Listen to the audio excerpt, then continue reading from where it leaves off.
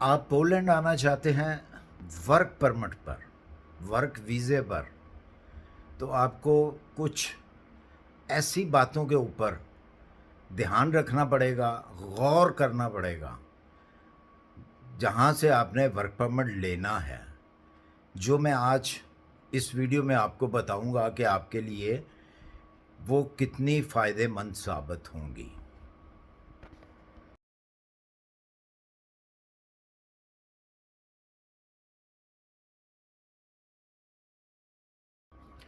अस्सलाम वालेकुम, सबको प्यार भरा सलाम। आप देख रहे हैं यूरोप वीज़ा न्यूज़ और मैं हूं शाहिद सदीकी। अच्छा जी, आज की वीडियो वर्क परमिट के हवाले से है, उसकी information. Poland work permit, Poland work visa, क्योंकि ये बहुत सारे मुझे मैसेज जमा हुए थे, तो पोलैंड के ऊपर काफ़ी मैंने वीडियो बनाई हुई हैं, लेकिन जो चेंजिंग है वो हर कंट्री में दूसरे दिन, चौथे दिन, हफ्ते में चेंजिंग होती है। तो आज की जो चेंजिंग है, अब की जो चेंजिंग है, वो क्या चेंजिंग है, आपको किन किन चीज़ों का ध्यान रखना है। अगर तो आप वर्क परमिट लेना चाहते हैं पोलैंड का, तो अगर तो ये मेरी वीडियो को सुन लेंगे तो आपका फ़ायदा हो जाएगा, नहीं सुनेंगे तो फिर आपकी किस्मत, ज़बरदस्ती नहीं है किसी चीज़ की। सबसे पहले, जब भी आप पोलैंड का वर्क परमिट लें, किसी से भी, किसी एजेंट से, किसी एजेंसी से, क्योंकि बहुत सारी एजेंसीज़ हैं, मैं उसके ऊपर भी आपको बताता हूँ कि वो कौन कौन सी एजेंसीज़ हैं। तो आप उनसे एक डील कीजिए, सिर्फ एक deal, done base. Done base पे अगर वो आपको वर्क परमिट देते हैं तो ठीक है। डन बेस का मतलब क्या है, आपने पेमेंट करनी है रीच होके, वहाँ पहुँचकर। सही मतलब जो है इसका डन बेस का ये है कि आप जाके काम पे लग जाएं, आपने उसके बाद पेमेंट देनी है। क्यों? अब चलते हैं क्यों। जब से ये वार लगी है यूक्रेन की, यूक्रेन के बेशुमार लोग जो हैं इंटेलिजेंट्स, सिविलियन की बात कर रहा हूँ, आम आदमी की, उन्होंने बगैर किसी लाइसेंस के अपने अपने ऑफिस खोल रखे हैं। किसी ने यूक्रेन के अंदर खोला हुआ है और किसी ने पोलैंड के अंदर खोला हुआ है, किसी ने लिथुआनिया के अंदर खोला हुआ है, कुछ लोग टर्किश में आके खोला था।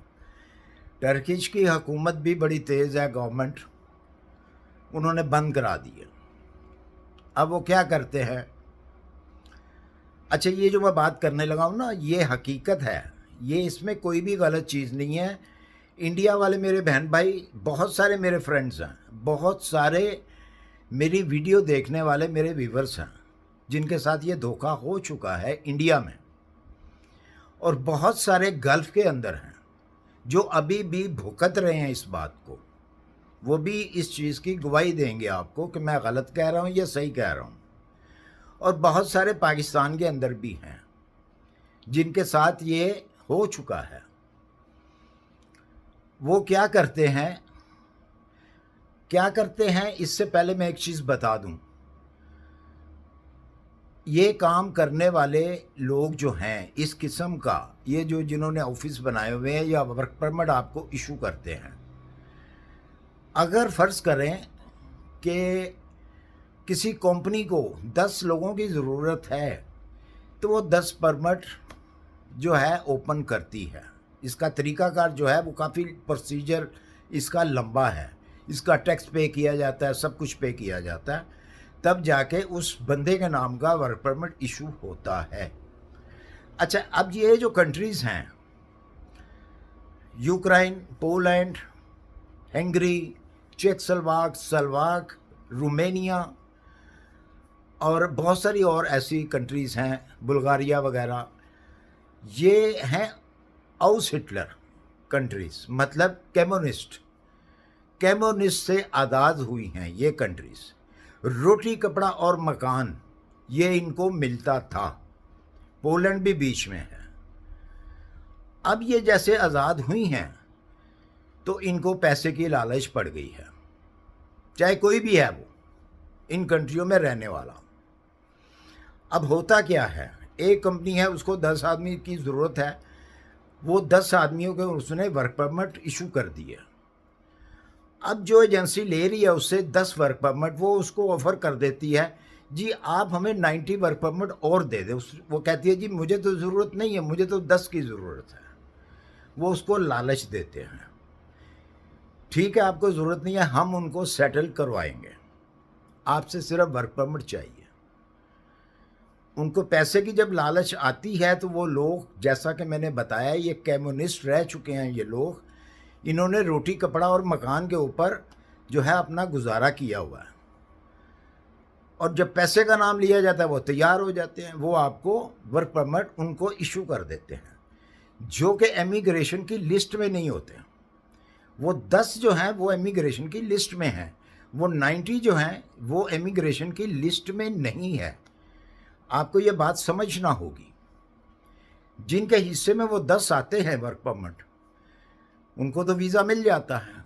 जो 90 हैं उनको तो, चाहे वो दुनिया में कहीं भी हैं, इंडिया में है, पाकिस्तान में है, गल्फ़ में कहीं भी हैं, उनको अपॉइंटमेंट ही नहीं मिलती। क्यों? कि एम्बेसी के पास कोई सबूत ही नहीं है उनका, एमिग्रेशन की कोई लिस्ट ही नहीं आई उनको कि जी ये लोग हैं, ये पासपोर्ट नंबर हैं, ये उसकी डेट ऑफ बर्थ है, ये नेम है उसका, इसका हमने जो है अप्रूवल किया है वर्क परमिट। तो जाहिर है कि अगर उसका टैक्स पे नहीं हुआ तो वो अप्रूवल जो एमिग्रेशन है वो नहीं करती, जिसकी वजह से आप आते हैं धोखे में। आपको वर्क परमिट दे दिया जाता है, आप लोग खुश हो जाते हैं, 1000 यूरो आपसे वो लेते हैं या लाख रुपया ले लिया कि जी पहले वो एक गेम करते हैं आपसे। गेम क्या करते हैं कि जब आपका उनसे कांटेक्ट होता है, वो कहते हैं जी ठीक है, अपना नाम पता ये वो पासपोर्ट नंबर फलान ढींग, उसकी फ़ोटोकॉपी आप जब उनको सेंड करते हैं तो वो उसी नाम से वर्क परमिट खुद ही जो है वही जो उनके पास पड़े होते हैं उसके ऊपर टाइप करके आपको कोरियर करते हैं और साथ में कॉल कर देते हैं, उसकी कॉपी देते हैं आपको पहले, साथ में कहते हैं जी हमने आपको वर्क परमिट की कॉपी सेंड कर दी है। जब आप रिसीव करेंगे तो आपको कोरियर वाले को $100 देना पड़ेगा। आप कहते हैं ओके, आप रिसीव करते हैं, $100 देते हैं, देखते हैं जी ठीक है वर्क परमिट की कॉपी है। फिर कुछ दिन बाद फिर वो आपको कॉल करते हैं, कहते हैं जी अब आपका ओरिजिनल आएगा, तो आपने 1000 यूरो देना है या $1000 देना है। आप कहते हैं ठीक है, आप दे देते हैं उनको। जब उनको 1000 यूरो चला जाता है, वर्क परमिट आपके पास आ जाता है, तो वो वर्क परमिट पे आपने वीज़ा लेना होता है, जिसका रिकॉर्ड जो है वो एम्बेसी में होता ही नहीं है। अगर होता है तो आप फिर किसी कंसल्टेंट से अपनी फ़ाइल तैयार करवाते हैं। इंडिया में है तो VFS से आप जाके अपॉइंटमेंट लेते हैं, वहाँ पे अपने डॉक्यूमेंट्स जो हैं वो जमा करवाते हैं, उनकी फ़ीस देते हैं, एम्बेसी की फ़ीस देते हैं, VFS की फ़ीस देते हैं, आपको अपॉइंटमेंट मिल जाती है अगर ओरिजिनल है तो। अगर नहीं भी ओरिजिनल तो VFS दिल्ली में, न्यू दिल्ली वाले जो हैं वो आपको अपॉइंटमेंट की डेट ले देते हैं पैसे लेकर। जो भी उनकी फ़ीस है, गालिबन 30,000 32,000 रुपया उनकी फ़ीस है मेरे ख़्याल में, वो आपसे पैसे लेके आपको अपॉइंटमेंट ले देते हैं। जब आप एम्बेसी में जाते हैं रिजेक्ट कर दिए जाते हैं। रीज़न क्या लगाया जाता है कि जी आप, हमें शक है कि आप वापस नहीं आएंगे। अब वो अपनी कंट्री के लोगों को गलत तो नहीं कह सकते कि ये फेक वर्क परमिट है। तो ये स्कैम चल रहा है पोलैंड के वर्क परमिट का। अगर तो मेरी बात पे जिनको यकीन नहीं है और आप उनसे पूछें कि जिनके साथ ये काम हुआ है, अगर सेम टू सेम यही स्टोरी नहीं हुई तो जो मर्ज़ी मुझे आप कह सकते हैं। तो मुझे उम्मीद है कि ये वाली वीडियो से आपको काफ़ी फ़ायदा पहुंचेगा। जो पोलैंड के वर्क परमिट में लगे हुए हैं। तो भाई लोग अपना पैसा ज़ाया मत करें पोलैंड के चक्कर में। जैसा कि मैंने बताया कि बहुत बहुत बड़े लोग जो हैं इसमें इन्वॉल्व हैं। तो आगे आपकी मर्ज़ी, डिपेंड करता है आपके ऊपर कि आपने क्या करना है। इसी के साथ मुझे दीजिए इजाज़त, अपनी दुआओं में याद रखिए। अगर मेरी वीडियो पसंद आए इसे लाइक और सब्सक्राइब कर दीजिए। इंशाल्लाह मिलते हैं फिर किसी अच्छी सी इन्फॉर्मेशन के साथ। अल्लाह हाफिज़।